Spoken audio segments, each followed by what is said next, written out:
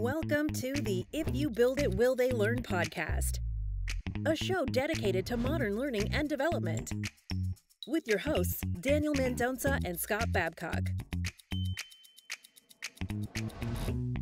It's podcast day. Welcome to the show. This is If You Build It, Will They Learn? I'm Scott Babcock. I'm here with your co-host, Daniel Mendonca. Daniel, it is still July. We're having a good time. How's summer treating you? Summer's treating me well, Scott. Like I said, I've been talking about this. I think it was my positivity point a few podcasts back. Just happened to be back on the field, being involved with coaching and soccer again. I'll tell you, we are about 60 days away from season kickoff. Terrified over here because we just started practicing recently. So terrified. That's all right. They're athletes. They'll adapt. They'll be fine. I'm terrified. They'll have a good time. I'm terrified for me. Yeah, it's good. Oh, it's all about Daniel. The divas in the house. I like it. All right, we want to talk today about. We want to continue on our conversation, I should say, around inclusivity and inclusiveness in your content. Today, we want to really focus on the design of content. So last week, we talked a little bit about what is inclusivity, some of the importance to your business, and ways you can maybe start to have those conversations and build that into your process.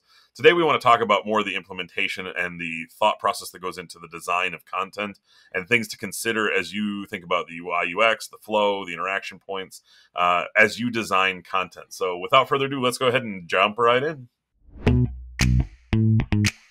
All right, so when we talk about inclusivity, specifically from a design perspective, this is where sort of the rubber meets the road, I think, in a lot of ways. So when you're talking about, and we can talk about design on two levels, I guess, and they both basically will mean the same things for your overall accomplishment or objective. But it can be the technology, the platform, how you design a platform to be accessible to all users, but also just the content itself, right? So the courses, the materials you're actually trying to convey your training through, obviously will also have elements to it in terms of design. So there are a number of ways that when you're thinking about the way you're going to pull your content together, assemble it, build your navigation and interactions, that you need to be conscious of all those that may have, again, those barriers we talked about in terms of being able to get to your content, to be able to work through your content, or to ultimately digest that content for retention. And so we want to talk about a few of those things.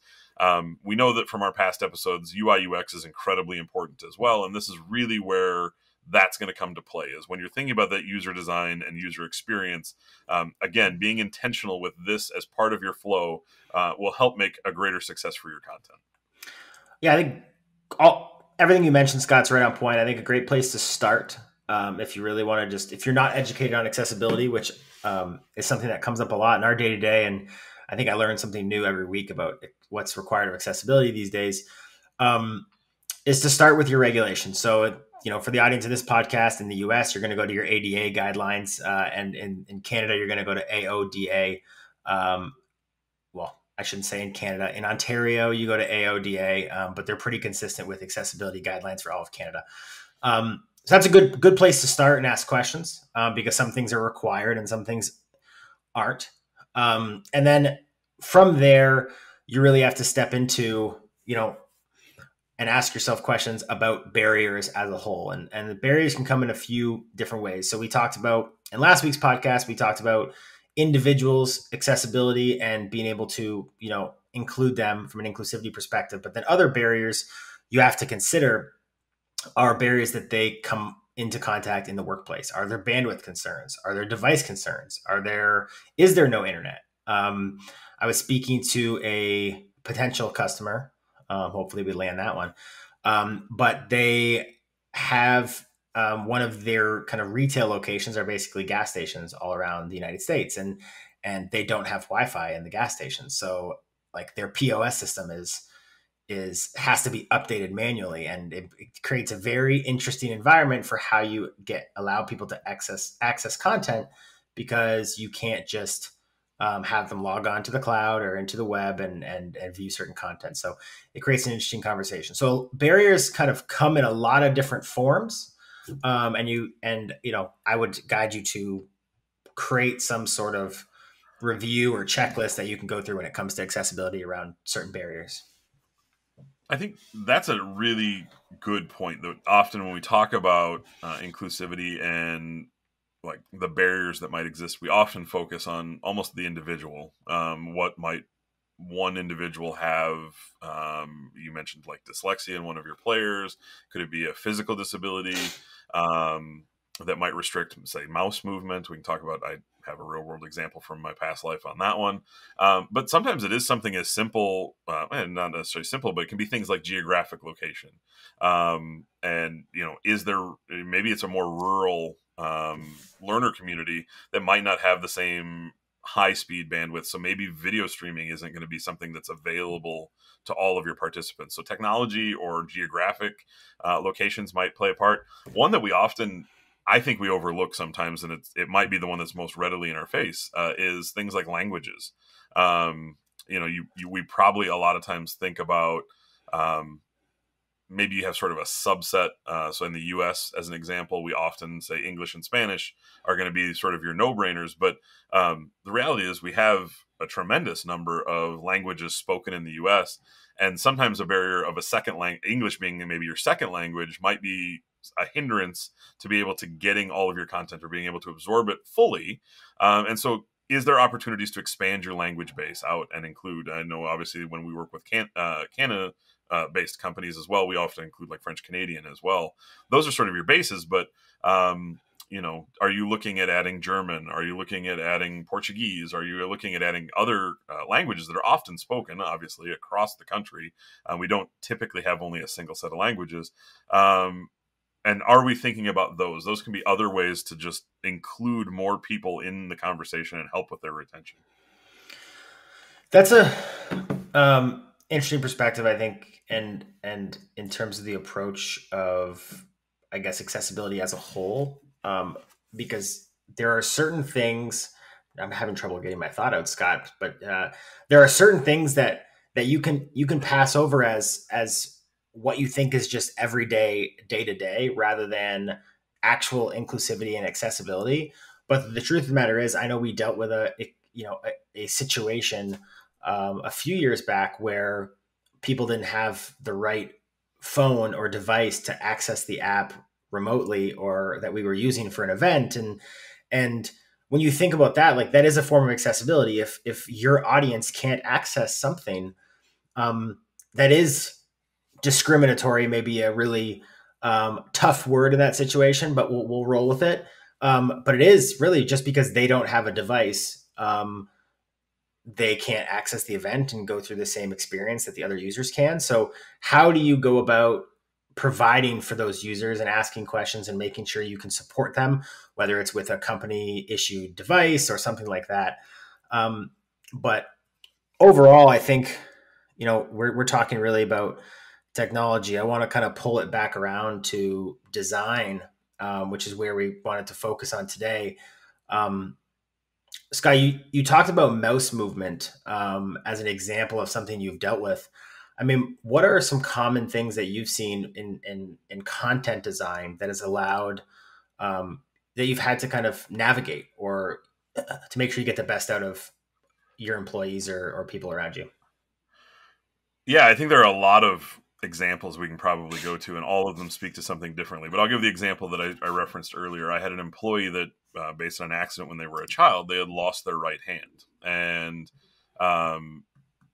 we often, and I think the industry, and not just learning and development, but computer industry, large scale, often takes for granted the fact that there are left-handed people in the world.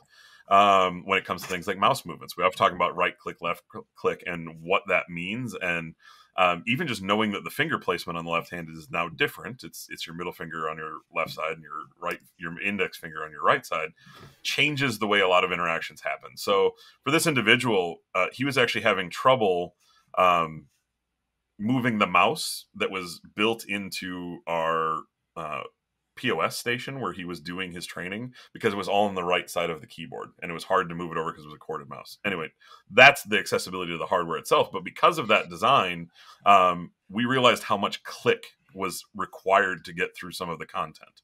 And this is, we deal with this a lot when we talk with our instructional designers, just on a general experience perspective, that we get in what we call like digital workouts, or click heavy workouts. And so something has so many hotspots that it's already kind of just exhausting to click, read, unclick, click, read, unclick, click, read, unclick. And as I say it 3 times, you're already probably asleep. So imagine if you were doing that 30 or 40 times within a course. So we think about that from just an accessibility perspective. And I always think back to him specifically and knowing how difficult a mouse can sometimes be to use.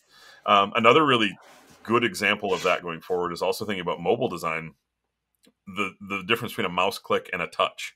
So they don't always mean the same thing. Sometimes like a hover over with a mouse is really easy, but if you're doing it on a tablet, that becomes much more tricky, all right? Because you don't have a mouse, you're using your finger. So even stuff like that speaks to the design of the content, thinking about how someone might interact with something like a hotspot. And then my other favorite example, and not favorite because I enjoy it, but because it happens a lot or most common, is we talk about hearing impairment with video content. And we have this conversation quite a bit around closed captioning. Are you thinking about the closed captioning of a video? If it's going to have narration, if it's going to have sound, if it's going to have voiceover, if it's going to have people interacting or dialoguing. And that isn't always just hearing impairment, say physical, but we have a number of clients who have store locations or training locations where it's on the floor or it's in an area where speakers aren't an option. And so again, we talk about the differences between what makes these barriers exist, and they're not all physical and they're not individual always, but you have to think about those things. So if I don't have the ability to even hear it because I can't have speakers, because customers are going to be walking by, or we have another client who a lot of their training happens around a large air compressor that's part of a shop environment. And that can just be overwhelmingly loud. They can't hear. So now we have to make sure we are finding a way to get our message across. And from a design perspective, that can happen in 2 ways. Are you adding like a VTT closed caption file, or do you start to take all the words and build them into the video itself? Bullet points, actual text on the screen. Both ways can happen. But those are things I think when I think about design are a couple of the more common ones that we often kind of address.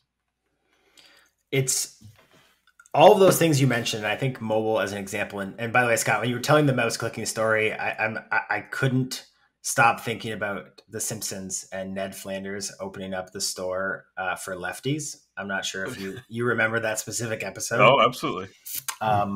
It's really solid. It's just classic. But all of those things are great examples of accessibility. I think we talk a lot on this podcast and internally about delivering content to individuals the way they want to receive it.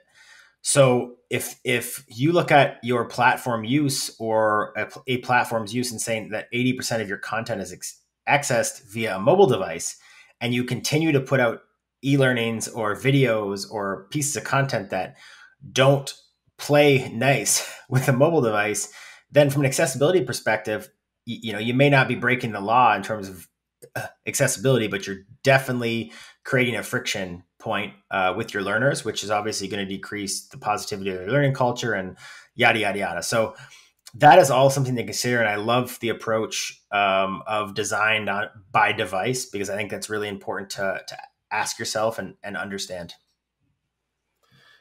Yeah. Sorry, I have a quick story to tell on lefties. So my youngest son is left-handed, which I don't know if that gives me an additional like level of point of view that I now think about it more often, perhaps. But his favorite thing, where I've seen his eyes light up in a weird kind of unusual way that I didn't always put 2 and 2 together on, is in Disney Springs in Orlando. If you go down there's a bunch of shops and stuff, and there's one specifically called the Left-Handed Store, and it's just a little kiosk. And it doesn't matter how many times we go visit and whatever, he wants to go to that store and look around because it's all stuff that speaks to him.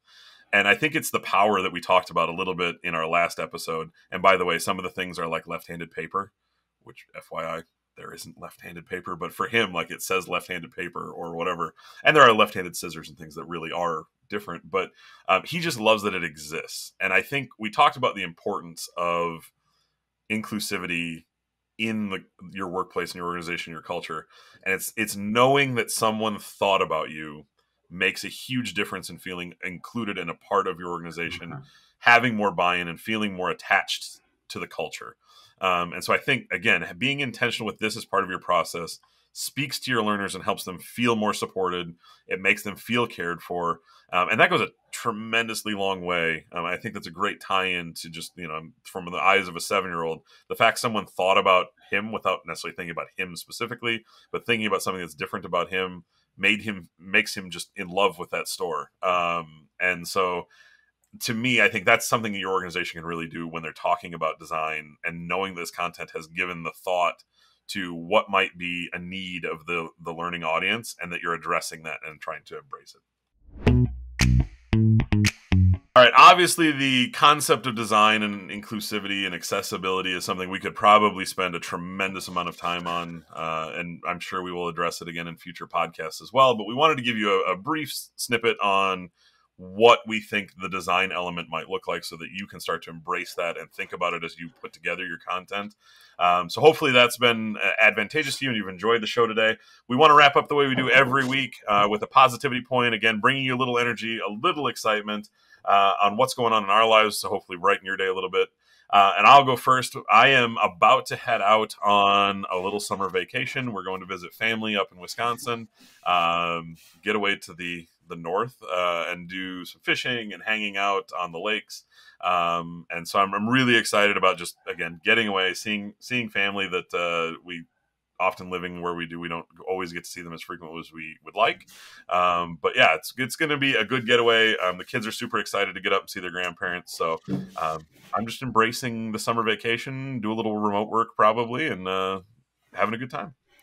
A little remote work, Scott. Sounds like you're putting your feet up for a little bit, slacking off. That's okay. I'll sit lakeside and do conference calls. I got no problem with that. I'm gonna, you're heading away. I was just off on a little staycation. I am happy to be back. I do love my jobs, but I will say the staycation was great. Spending a little extra time with Oakley, seeing her from the minute I wake up till the minute I go to bed. So excited about, that overall. And it was a great week. So I'm happy to be back in the saddle, and excited to see everybody next week. That'll do it for us today. I'm Scott Babcock. He's Daniel Mendonca. We will talk to you next week. Have a good one, everybody. Thank you for listening to another episode of the If You Build It, Will They Learn podcast. Be sure to subscribe, rate, and review wherever you get your podcasts. Join the conversation by emailing us at podcast@haylight.com. Find us on social media at BuildItLearnIt, and be sure to check us out on the web at www.haylight.com. That's HALIGHT.com.